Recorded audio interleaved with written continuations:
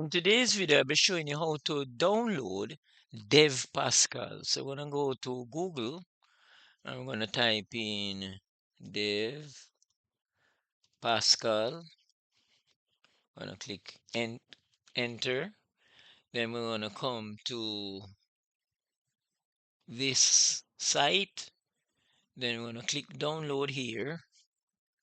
Gonna close this, and then the Dev Pascal should be downloaded.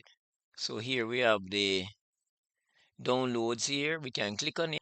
So I click agree and then install,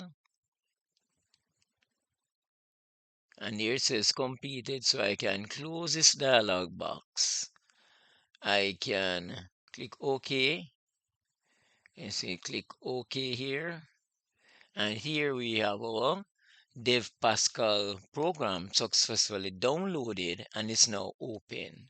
In the next video, we'll be showing you how to use the Dev Pascal to write programs. And in the first program, we'll be showing you how to write a program in Pascal to find the average of three numbers that the user will input and the computer will calculate the average. So please take care until then. Bye.